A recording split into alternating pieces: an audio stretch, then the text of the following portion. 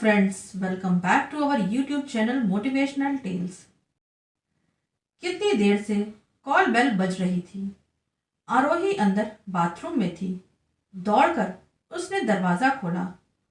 Postman खड़ा था बाहर। आरोही शर्मा का घर यही है? उसने पूछा। जी हाँ, यही है। मैं ही आरोही हूँ। अच्छा अच्छा, नमन शर्मा का नेम प्लेट देखा था बाहर। आप उनकी मिसेज होंगी। अगली बार से भेजने वाले को बोलना पते में नमन जी का नाम अवश्य लिखें। ढूंढने में परेशानी होती है। अब सब उन्हीं को जानते हैं ना। आज फिर आरोही को काम करते करते देर हो गई थी। कितना भी जल्दी कर लो, काम 12 बजे के पहले खत्म ही नहीं होता। अभी थोड़ी देर में अमन स्कूल से आ जाएगा, फिर उसे वक्त मिल ही नहीं पाएगा अपनी कहानी पूरा करने का। नमन और आरोही की शादी को 5 साल हो गए थे। उनका 4 साल का एक बेटा था, अमन।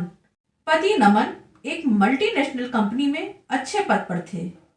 आरोही भी काफी पढ़ी लिखी थी, लेकिन बेटे और घर की जिम्मेदारियों की वजह से जॉब नहीं कर पा रही थी। कॉलेज के दिनों से ही उसे लिखना बहुत पसंद था। शादी के बाद जब भी समय मिलता, वो अपनी मन की उधेड़ बुन को कागज पर उतार देती। मैडम मैडम, पोस्टमैन की आवाज से आरोही अपनी सोच से बाहर आई। मैडम, खत पर साहब का नाम होता तो पूछना नहीं पड़ता ना। नेम प्लेट देखकर पहचान लेता। अब बताइए, कितने फ्लैटों में पूछना पड़ा तब कहीं जाकर। थैंक यू भैया, आगे से ध्यान रखूंगी, कहकर आरोही ने चिट्ठी लेकर दरवाजा बंद कर लिया। सोच रही थी आज नमन आएंगे तो बात करेगी नेम प्लेट के लिए। शाम को नमन ऑफिस से आते ही अमन के साथ खेलने लग गए। रात का खाना निपटाकर अमन के सो जाने के बाद आरोही ने बात शुरू की। नमन, मैं सोच रही थी बाहर मेरे नाम का भी नेम प्लेट लगवा ले तो। मेरे नाम से खत आए या कोई मुझसे मिलने आए तो दिक्कत नहीं होगी। आज माँ की चिट्ठी आई थी तो वो।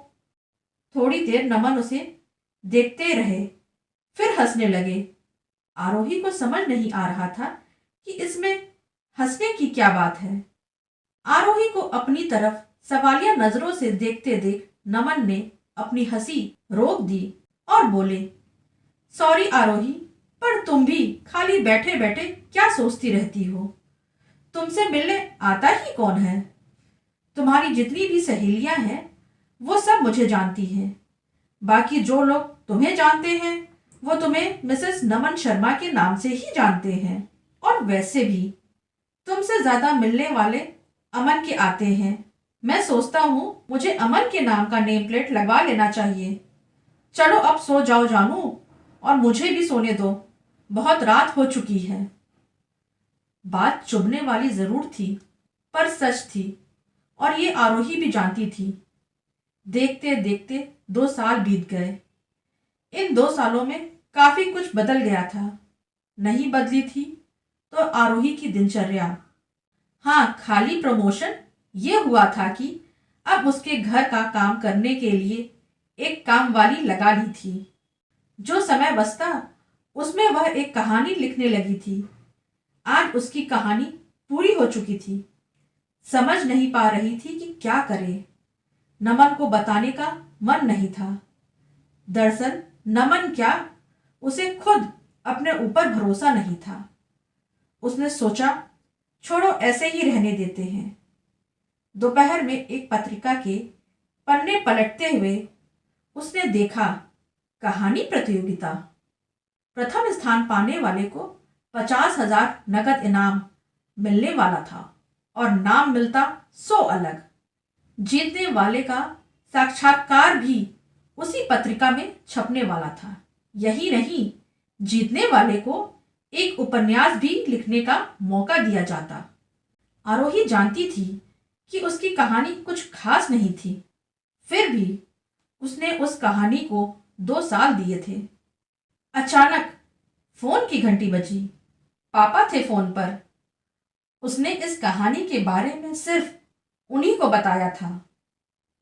बेटा, एक बार कोशिश तो करो। कोशिश किए बिना हार जाना तो गलत है। उससे अच्छा तो कोशिश करके हारना है।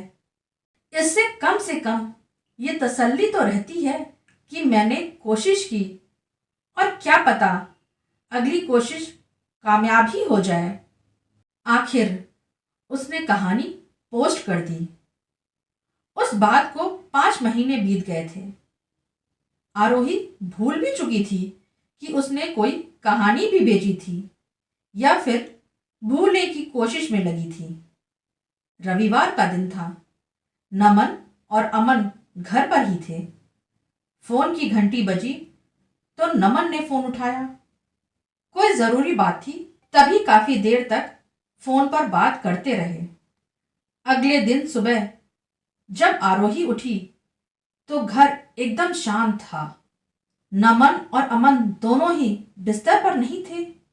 जैसे ही उठकर ड्राइंग रूम में आई, तभी जोरदार शोर से उसका स्वागत हुआ। उसका घर उसके दोस्तों से भरा हुआ था। सब उसे बधाई दे रहे थे। आज आरोही का जन्मदिन था।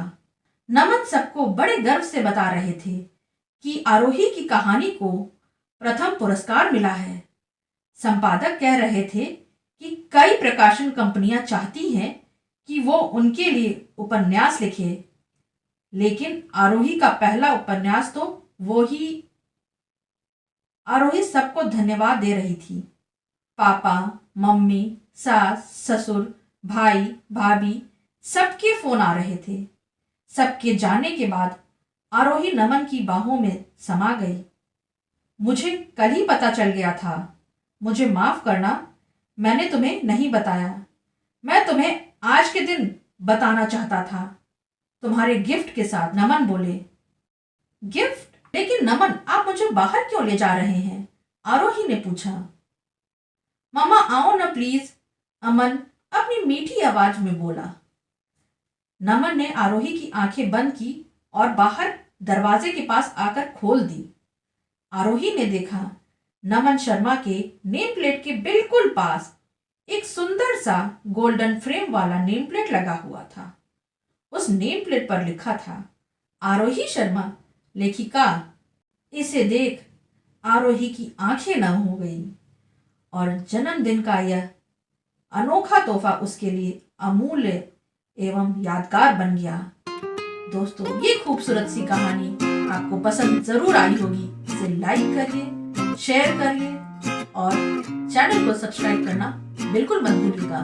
Thanks for listening.